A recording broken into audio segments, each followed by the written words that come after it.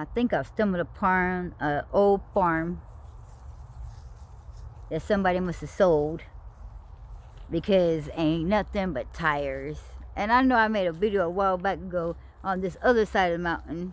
They did the same thing, but this is the same land, just on the opposite side of the creek. But look at all these tires.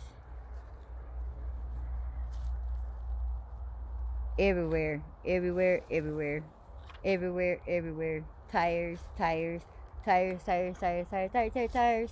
There's a whole stack of tires, man. This was definitely somebody's farm. Right? Well, we're going to sit down right here. And we're going to go ahead and get into this Bible study. We're going to be in the book of Job, chapter 38, verse 4. And this is what God said. Where wast thou when I laid the foundations of the earth? Declare if thou hast understanding. And I'm going to repeat that. Where wast thou when I laid the foundations of the earth? Declare if thou hast understanding. God asked Job if he knew how the foundation of the earth formed. Of course, the answer is no. Even if he explained it to us, we would be incapable of understanding. Our limited minds are humble. We would never fully understand the wisdom or power of God when it comes to the plan he has for our life. Instead, we place our faith in our Creator. He loves us, and we trust that his plans for us are always for our benefit. God knows best. They even got that saying, Father knows best. Well, God is our Father. Since he's all-knowing, he knows the beginning and the end. He knows everything about us. How could he not know what is best for us? He knows what our life entails. He knows what's going to happen in the future. He knows what happened to you in your past. How could he not know what is best for you? They say he knows you before you was even created in your mother's womb. He says he knows each and every single one of us and what he had planned for us before he even created the earth. How amazing is that? Just think about it for a second. Can you think about it? That he knew each and every one of us before he created the earth and what we was going to do with our lives and how we was going to do it. It's hard to fathom that. It's amazing. You can almost get lost all day in trying to picture and figure out how is that so. So why is it so hard for us to put our trust? Why is it so hard for us to believe that he doesn't know what's best?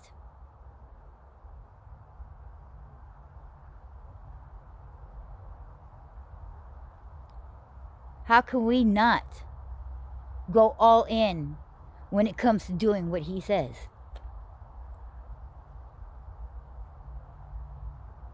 He's got to be right. He's got to know what's best for us. We obviously can't see tomorrow. We can't even see what's going to happen at dinner or what's going to happen at nighttime. How are we putting so much trust and so much faith in ourselves and not God, the one who can see everything? But yet we're so determined to do things our way. We are so determined to live life the way that we want to live them, which is great. Thank God for that. Thank God that he gave you that choice to do so. See, God is loving like that. He may have created you, but he does not keep you on a puppet string. Now, the government tries to keep you on a puppet string. That's sad. See, God created us, and yet he doesn't have us on a puppet string. But we want to sit there and listen to all the lies and deceitfulness of the government who wants to keep us on puppet strings. Man, how our minds are so twisted that way. And yet we still do it to ourselves when we live lives our own way. When we choose to live for ourselves and not for God.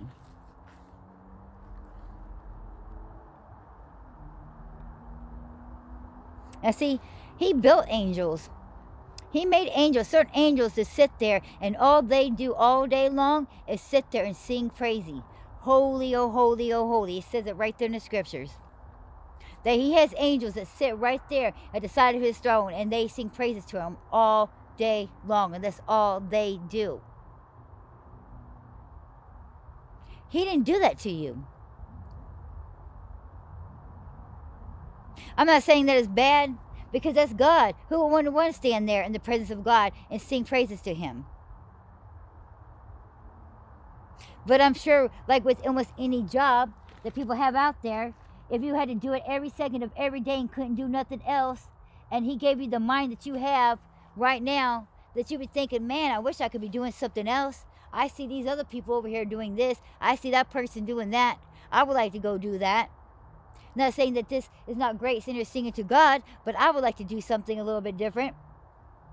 See, he made them with that mindset to do just that. And for that reason, and for that purpose, and that purpose only. He gave you free will. He gave you free choice. He gave you freedom. You have the freedom to do that. You have the freedom to think that way. You have the freedom to live life that way. You have the freedom to choose. He's just hoping that you would choose him, because he created you and he gave you that right to choose him. And your reward for free willingly choosing him is life eternal, not death. See, a lot of people got a misconception when it comes to hell. They think that when we die, we got two places to go, heaven or hell, and we're going to spend all of eternity in one or two places. No, that's so not true. Hell is not eternal. God has mercy even on his enemies. If it was not so, he wouldn't not have cast those demons into the pigs for a brief second. Because they know they don't want to go back and report to Satan and become a pharaoh for him to beat them and to torment them for not doing their jobs of collecting another soul.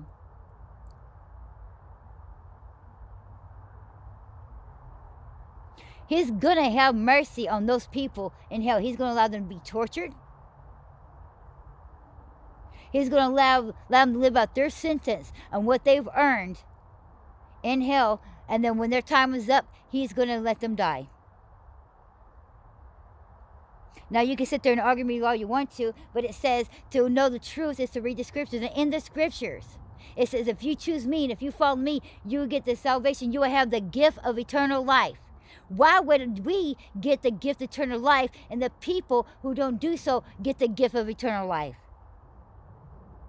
So you can't have two eternal life gifts. He has given you the gift of eternal life in heaven. He's not going to give the gift of eternal life to those who disobey them. Who cares if they're still going to hell? He's not going to let them have an eternal life. They're going to have death. He says those people will surely die. That means you will die in hell. You will no longer exist. You'll live out your punishment, and then you will die.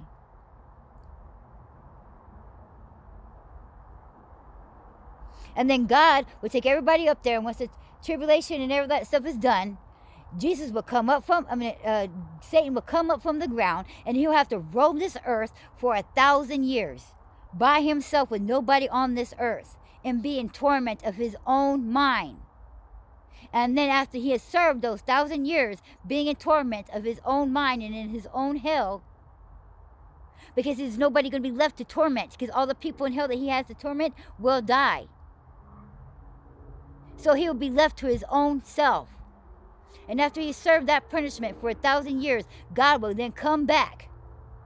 And then that's when every knee shall bow before God. That means all Satan, all his demons, and every person that has died, and everybody that's up in heaven will all come down, and we will all bow at the same time, and everybody would know God is God. It is written in the scriptures.